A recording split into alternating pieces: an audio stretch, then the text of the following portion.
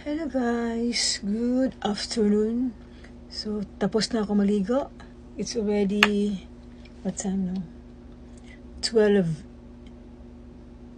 noon. 12 noon and I'm getting ready for my skincare. So, pag skincare na ako, pag during daytime, I use the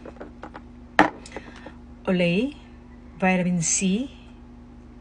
This is perfect kung naging mga dark spot, melasma, hyperpigmentation, sun damaged skin, or anything dark sa imong skin. It really helps. Kani siya na vitamin C serum from Olay. So this is what I'm using during daytime. At the same time, ginabutangan po na ko siya og kani siya, ginagamit po na ko siya sa daytime.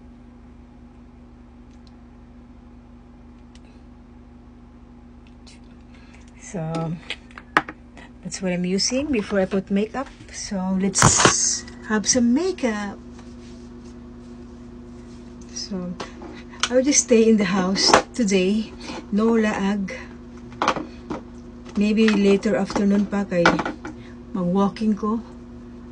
Walking, running, jogging. Later on with my friend. So, for now, why I look so big? Oh, di ba? So I look so big. My boobs look so big in this sports bra from Tommy.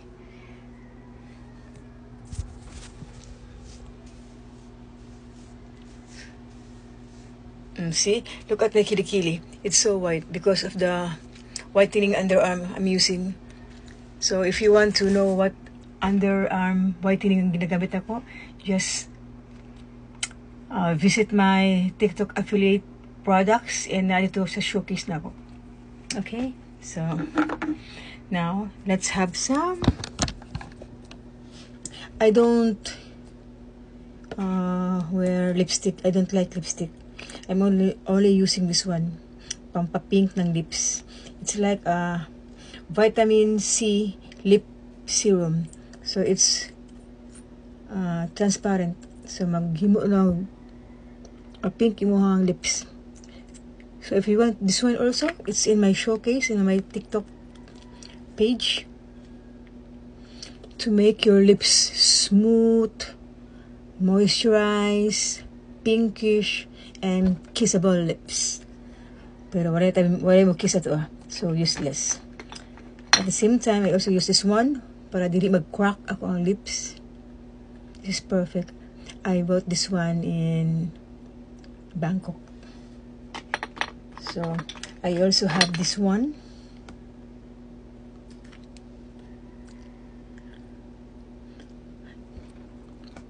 Smells like strawberry na cherry. So, dahan kayo mga paraphernalia sa akong kinabuhi. So, let's put blush on para naatay pinkish glow. So girls, kahit na lang mo sa balay, you have to take care of your skin or mag-makeup mo. Mag-makeup mo, masing wala mo yung partner just for yourself. Kailangan gwapa. Mamatay mo na gwapa. Mamatay mo na nilagay mo nung. So kailangan pretty. So, let's finish. Dako na boobs ko today. Ilugwa na ba? Ilugwa na katay. So, let's finish with my scent of the day. My scent of the day is from Estee Lauder Goddess. So, you smells like a goddess.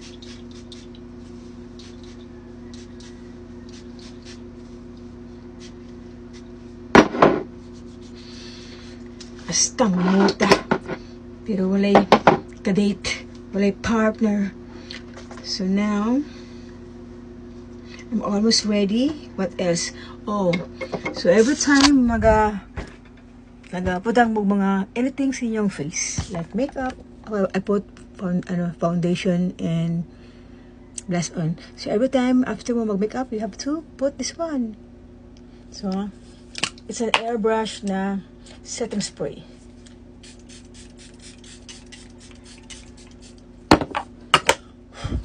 Para mag-glow and mag-last ang inyong ginabutang sa inyong face. So, ano na siya, guys. So nice. Pinkish, glowy, dewy, glassy.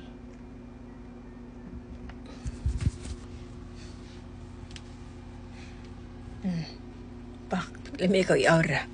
Let me go i-aura today, but I'm deciding to stay here sa balay kay mag movie marathon ko. So, I will not go out today.